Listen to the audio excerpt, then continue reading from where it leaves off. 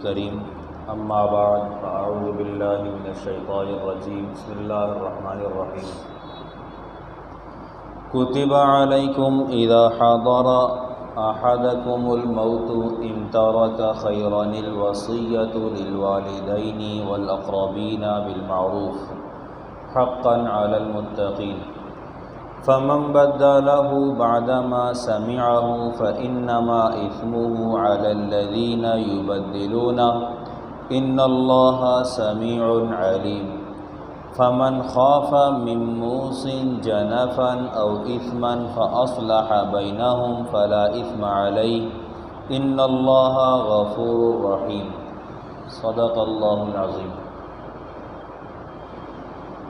اللہ تعالیٰ ارشاد فرماتے ہیں تم پر لکھ دیا گیا ہے جس وقت حاضر ہو تم میں سے کسی پر موت، اگر چھوڑا اس نے کچھ مال، وصیت کرے اپنے عزیز و اقارب کے لیے۔ عزیز و اقارب میں سب سے پہلے ذکر کیا للوالدین والاقربین، والدین کے لیے، پھر قرابت داروں کے لیے بالمعروف، اچھے طریقے سے، حقا علی المتقین، حق ہے تقوی والوں پر۔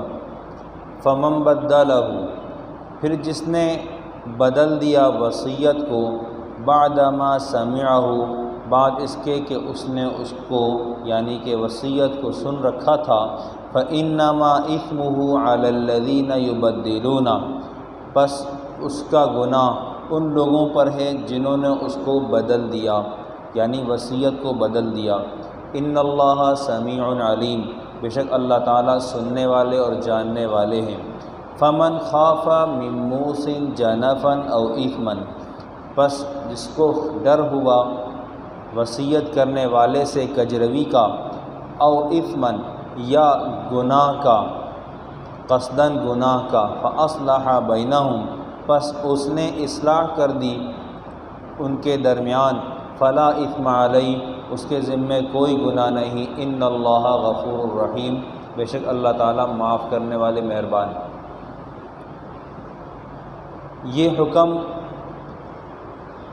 الفاظ کہتے ہیں کتب علیکم، تم پر لکھ دیا گیا، لیکن قرآن پاک میں بعض آیات ایسی ہیں جو پڑھی جاتی ہیں لیکن ان کے حکم منسوخ ہو چکے ہیں۔ بعض آیات ایسی ہیں جو پڑھی نہیں جاتی، تلاوت میں نہیں ہیں لیکن ان کے حکم باقی ہیں، جیسے الشیخ والشیخۃ اذا زنایا، یہ آیت تھی لیکن اب پڑھی نہیں جاتی، قرآن پاک میں مذکور بھی نہیں ہے لیکن اس کا حکم باقی ہے۔ بعض آیات ایسی ہیں جو کہ مذکور ہیں، پڑھی جاتی ہیں لیکن ان کا حکم ان کے اوپر عمل درآمد نہیں ہو سکتا، اس لیے کہ ان کا متبادل حکم آ گیا ہے، جیسے یہ والی آیت کتب علیکم اذا حضر احدکم الموت، جب بھی تمہارے میں سے کسی شخص پر موت کا وقت آ جائے تو اس کے لیے ذمہ داری ہے کہ وہ وصیت کرے۔ وصیت کیسے کرے گا؟ قرابت داروں کے لیے بھی کرے گا، ماں باپ کے لیے بھی کرے گا، جیسے کہ قرآن پاک نے کہا ہے للوالدین والاقربین بالمعروف، اچھے طریقے سے۔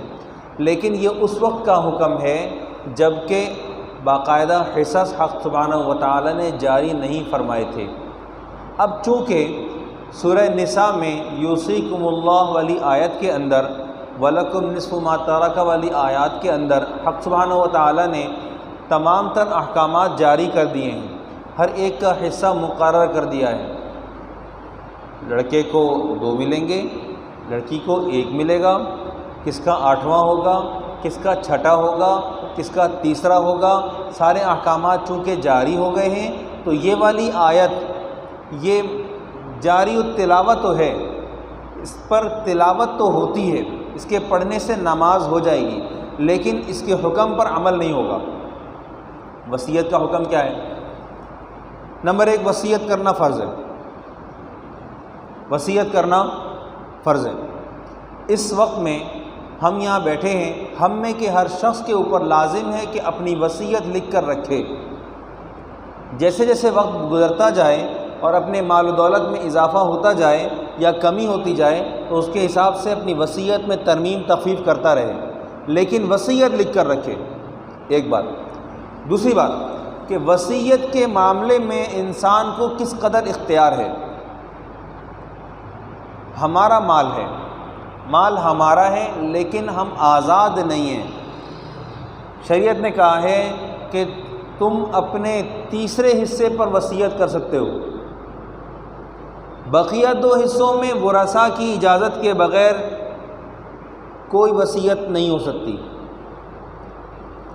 تیسرا حصہ یہ مرنے والے کا اپنا ہے، اس پر وہ وصیت کر سکتا ہے کہ جی میرے نام پر مسجد بنوا دینا، میری طرف سے مسجد بنوا دینا، فلاں فلاں بیوہ کی شادی کرا دینا، فلاں مطلقہ عورت کی شادی کرا دینا، فلاں نیک کام کر لینا، فلاں کی کفالت کر لینا، یا مکان لے کے کرائے پہ ڈال دینا، اس سے کرایہ آئے گا، مسجد کی تنخواہیں دے دینا۔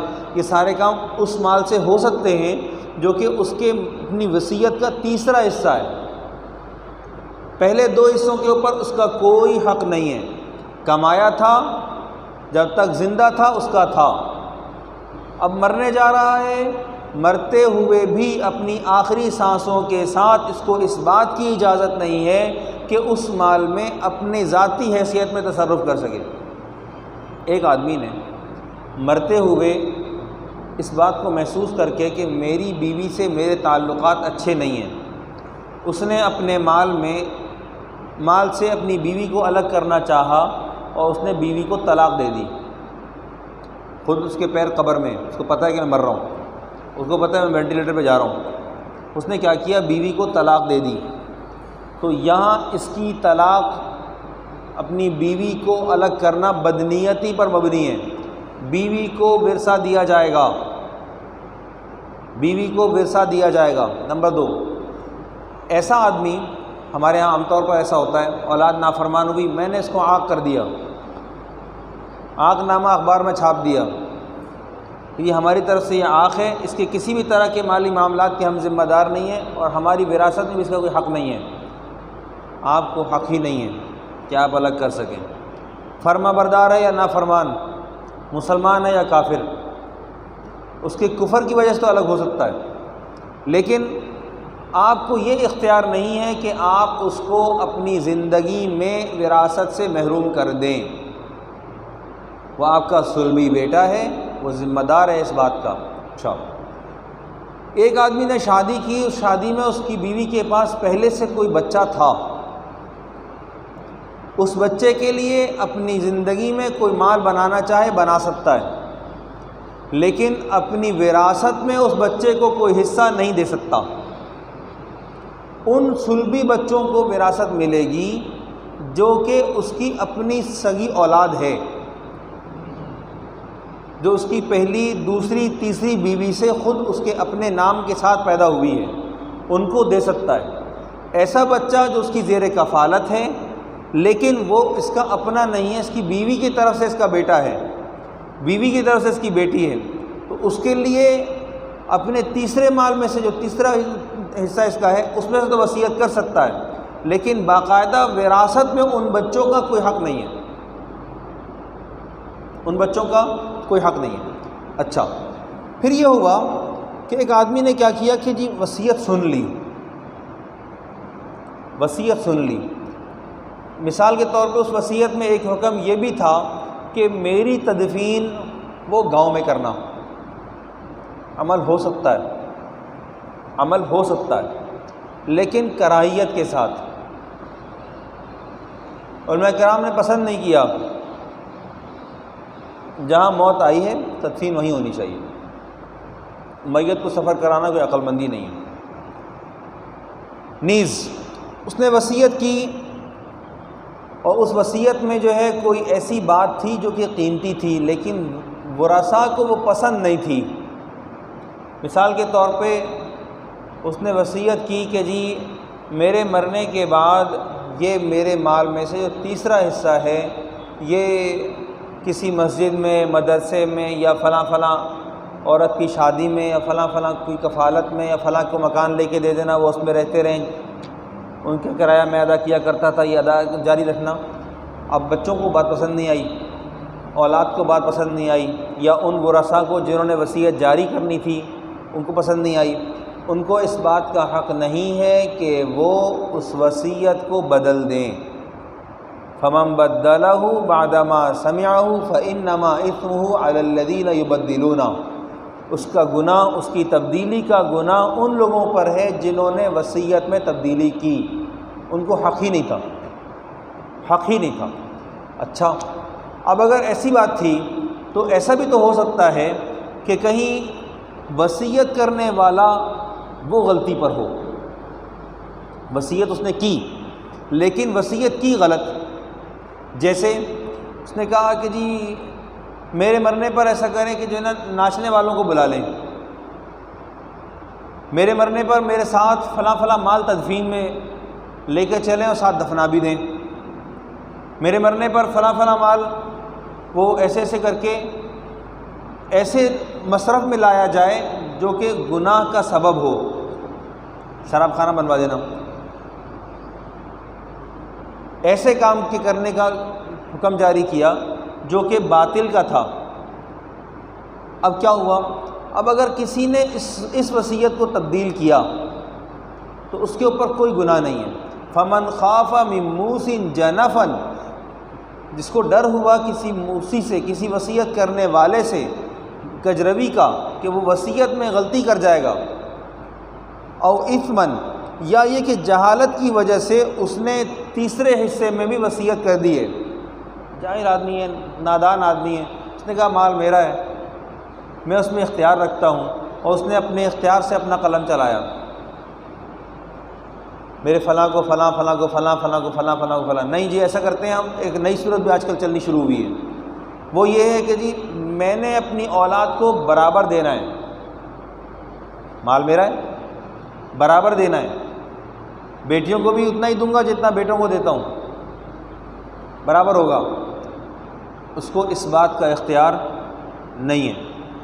یہ اس لیے نہیں ہے کہ حق سبحانہ و تعالیٰ نے حصص مقرر کر دیے ہیں۔ اگر ایک آدمی یہ وصیت کرتا ہے کہ میں نے بیٹیوں کو جہیز دے دیا تھا لہٰذا بیٹیوں کا میری وراثت میں کوئی حصہ نہیں ہے، یہ باطل پر ہے، اس وصیت کو تبدیل کرنا لازم ہے، بدلا جائے، اس کو بیٹیوں کو حصہ دیا جائے۔ ایک آدمی نے کہا کہ میری وراثت میں میری ماں کا حق نہیں ہے، اس لیے کہ میری ماں نے شادی کر لی تھی میرے باپ کے مرنے کے بعد، اس کو اس طرح کی وصیت کرنے کا حق نہیں ہے، میری ماں نے مجھے گھر سے نکال دیا تھا اس لیے میں اپنی ماں کو اپنے حق سے محروم کرنا چاہتا ہوں، نہیں ہو سکتا، ایسی کوئی سبیل نہیں ہے۔ میری اولاد نے میری نافرمانی کی، ساری زندگی مجھے تنگ کیا، جن لوگوں نے میری آخری وقت میں کفالت کی ہے، میں چاہتا ہوں کہ میری وراثت ان کو ملے، سوال پیدا نہیں ہوتا۔ 1 روپیہ تھا، 1 لاکھ روپیہ تھا، وارث ہی کو ملے گا، جس نے خدمت کی، اس نے اعزازاً کی، اس نے اللہ کے ہاں اجر پایا، اس کو وراثت میں حصہ نہیں دیا جا سکتا۔ ہاں اگر تیسرے حصے میں سے کچھ دے دیں تو دے دیں۔ فَأَصْلَحَ بَيْنَهُمْ فَلَا إِثْمَ عَلَيْهِ، اس نے اس کو اندر بہتری کر دی تو اس کے اوپر کوئی گناہ نہیں ہے۔ ان اللہ غفور الرحیم، بے شک اللہ تعالیٰ معاف کرنے والے اور مہربان ہیں۔ یہاں پر صاحب سورۃ تفاسیر بعض اوقات کچھ ایسی بات لکھ دیتے ہیں جن کے بیان کرنے میں لگتا ہے کہ ہمارے ذمے کا قرض ہے یہ۔ انہوں نے لکھا کہ جی وہ ایک تو یہ بات کہ وصیت یہ والی منسوخ ہے، الا یہ کہ ورثاء کی اجازت کے ساتھ ہو، ایک بات۔ دوسرا یہ کہ استحباب الوصیت بالمال لمن ترک مالا کثیرا یوصی به فی وجوہ البر والخیر، نیکی کے کاموں میں جس آدمی نے مال کثیر چھوڑا ہے وہ اس میں وصیت کرے، یہ اس کا امر مستحب ہے۔ نمبر 3 تأکد الوصیت حضر الموت او لم يحضر، تاکید ہے وصیت کرنے کی جس کو موت آ گئی ہو یا اس کو موت نہیں آئی ہو، لمن له او علیہ حقوق خشیۃ ان یموت فتضیع الحقوق، اس بات کے خوف کے ساتھ کہ جن کے حقوق میرے اوپر لازم ہیں، ایسا نہ ہو کہ میں مر جاؤں اور میرے مرنے کے بعد ان لوگوں کے متعلقہ لوگوں کے حقوق ضائع ہو جائیں، ان کے حقوق کی بقا کے لیے ضروری ہے کہ وہ وصیت کر دی جائے۔ نمبر 4 حرمت و تبدیل الوصیت و تغییرها الی غیر المصالح الی غیر الصالح، وصیت کا تبدیل کرنا یہ حرام ہے، وصیت کا تبدیل کرنا یہ حرام ہے۔ ایسی صورت میں حلال ہے جب کہ معلوم ہو کہ یہ وصیت کرنے والا اپنی وصیت میں حد سے تجاوز کر گیا ہے، یہ غلطی کر گیا ہے۔ میں یہاں پر ایک بات کہتا ہوں جو مجھے ابھی خیال میں آئی، وہ یہ کہ اللہ سبحانہ و تعالیٰ کو اپنے بندے سے کتنا پیار ہے۔ ایک آدمی دنیا سے جا رہا ہے، جاتے ہوئے اپنی وصیت میں غلطی کر رہا ہے، اور وہ ایسی غلطی ہے جس کا گناہ اس کے جانے کے بعد جاری رہے گا، اس کے بدلنے کا اختیار حق سبحانہ و تعالیٰ نے دنیا میں ورثاء کو دے دیا ہے۔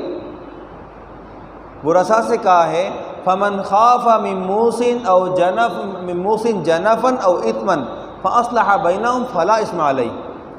جس کو وصیت کرنے والے کی طرف سے کسی کجروی کا، کسی جہالت کی بنیاد پر حد سے تجاوز کرنے کا امکان پیدا ہو جائے تو اس نے کیا کیا، فاصلح بینہم، اس نے اس کو درست کر دیا، فلا اثم علیہ، اس کے اوپر کوئی گناہ نہیں ہے۔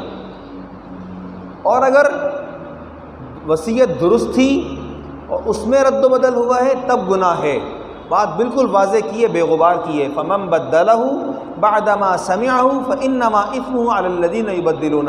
جس نے وصیت کو تبدیل کیا اس وقت جب کہ اس نے اس کو سنا بھی تھا، اس کو پتہ تھا یہ احکامات یہ ہیں، یہ کرنے ہیں، والد کی طرف سے ہیں، بیٹے کی طرف سے ہیں، بھائی کی طرف سے ہیں۔ اچھا ایک بات اور یاد آئی، انسان بعض اوقات غلط فیصلے خود کر جاتا ہے،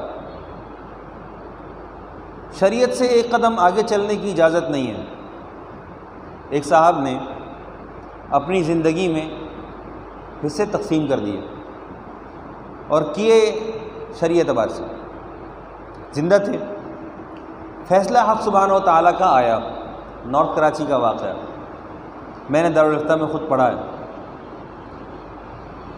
فیصلہ حق سبحانہ و تعالیٰ کا آیا کہ بیٹے کو مال کا مالک بنا دیا تھا، بیٹیوں کے حصے دے دیے تھے کہ بعد میں جھگڑے ہوتے ہیں۔ بیٹا فوت ہو گیا، مکان بیٹے کے نام تھا، اب قانونی طور پر معاملہ بہو کی طرف چلا گیا، بہو جوان، 2 بچے، شادی ہو سکتی ہے، اب پریشان، حد سے آگے نہیں بڑھنا ہے، ایک بات۔ دوسری بات، وصیت کے فوائد میں اس وقت میں انتہائی ضروری ہے کہ اپنی اولاد کو اس بات کا پابند کریں کہ میرے مرنے سے فوراً متصل بعد، مرنے کے فوراً متصل بعد سب سے پہلا کام وصیت کی تقسیم کا ہے، وراثت کی تقسیم کا ہے۔ نمبر 1، جوائنٹ فیملی سسٹم، یہ بہت بڑی رکاوٹ ہے وراثت کے جاری ہونے میں، بہت بڑی رکاوٹ ہے، اور اس رکاوٹ کی وجہ سے آئندہ جب تیسری نسل جوان ہو جاتی ہے تو پھر فساد ایسا برپا ہوتا ہے کہ آپس میں دل نہیں ملتے، ایک دوسرے کی شکل دیکھنے کو تیار نہیں ہوتے۔ بیج کس نے بویا تھا؟ مرحوم دادا جان نے، مرحوم دادی جان نے۔ یہ بیج بونے والوں کو عقل رکھنی چاہیے۔ حدیث میں آتا ہے نبی علیہ الصلاۃ والسلام نے ارشاد فرمایا، وصیت وراثت سوئی کے بقدر ہو، وارث کو پہنچائی جائے، سوئی کے بقدر ہو۔ ہمارے ہاں ایک عجیب تقسیم ہوتی ہے، تدفین سے واپس آئے، واپس آنے کے بعد حساب کتاب لگایا، جو روپیے پڑے ہوئے روپیے کا حساب ہوگا، اور خاص طور پہ خواتین کا معاملہ، امی کے کانوں میں بالیاں تھیں، ہاتھ میں کڑے تھے، وہ بہن نے لے لیا، وہ فلاں نے لے لیا، وہ فلاں نے لے لیا، بھابھی نے بہت خدمت کی تھی، ایک آدھ چیز اس کو دے دی، کسی ایک آدھ محروم بھی کر دیا۔ ایسا نہیں ہو سکتا، باقاعدہ حصص ہیں، سارے مال کو جمع کیا جائے گا، چاہے وہ ان کے فینسی کپڑے تھے اس بنیاد پر کہ جی وہ شادی بیاہ وغیرہ میں پہنے جاتے تھے، عام طور پہ پہننے کے نہیں تھے، میں نے نشانی کے طور پہ اپنے پاس رکھ لیا۔ کیوں رکھ لیا؟ ان کی ملکیت تھا، جو چیز مرنے والے کی ملکیت ہے وہ تقسیم ہوگی۔ اس میں وراثت جاری ہوگی۔ مال اسباب کسی بھی طرح کا ہے، منقولہ ہے غیر منقولہ ہے، تقسیم ہوگا۔ مردوں کے معاملات میں کیا ہوتا ہے کہ جی وہ امی حیات ہیں لہذا امی کا ہو گیا، امی کا نہیں ہوا، پہلے وراثت تقسیم ہوگی، پہلے وراثت تقسیم ہوگی، اس کے بعد جس طرح 2-3 دن پہلے ہمارے ایک دوست ہیں ٹائر والے عامر بھائی، ان کا انتقال ہوا، ان کے بھائی سے کل میری ملاقات ہوئی تو وہ کہنے لگا کہ جی میں تو اس دکان پر اب بھائی کی جگہ کام کروں گا اور سب بچوں کا ہے۔ میں نے کہا شیطان سلو موشن میں کام کرتا ہے، آہستہ آہستہ نیت خراب کرتا ہے، جذباتی فیصلہ نہ کریں، شریعت سے آگے بڑھنے کی اجازت نہیں ہے۔ آپ شراکت دار ہیں، اپنی شراکت کو یہیں روک دیں، پہلے وراثت تقسیم کریں، وراثت تقسیم کرنے کے بعد نیا معاہدہ کریں بھتیجے کے ساتھ یا اپنی بھابھی کے ساتھ، نیا معاہدہ کریں، مال تقسیم کریں۔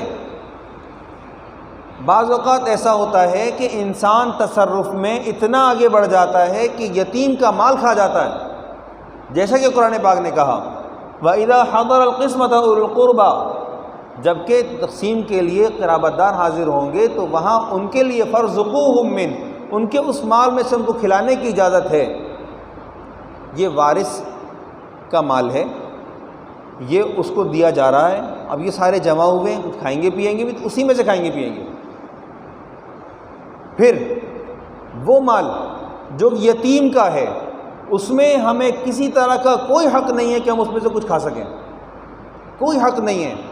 اللہ سبحانہ وتعالیٰ نے صاف طور پہ کہا ہے جو کھاتے ہیں وہ اپنے پیٹوں میں آگ کھاتے ہیں، آگ کھاتے ہیں، انتہائی خطرناک ہے۔ ہمارے ہاں عام طور پر یہ ہوتا ہے کہ قبر کے بعد کھانا، اگر وہ کسی قرابت دار کی طرف سے ہے تو ٹھیک ہے چل جائے گا، لیکن اگر میت کے مال میں سے ہی ہے اور قبل تقسیم ہے تو اس کے بارے میں بغور جائزہ لینے کی ضرورت ہے کہ کس نے یہ آگ کھائی ہے۔ اللہ رب العزت سے دعا ہے اللہ تعالی عمل کی توفیق عطا فرمائیں۔ وآخر دعوانا الحمد للہ رب العالمین۔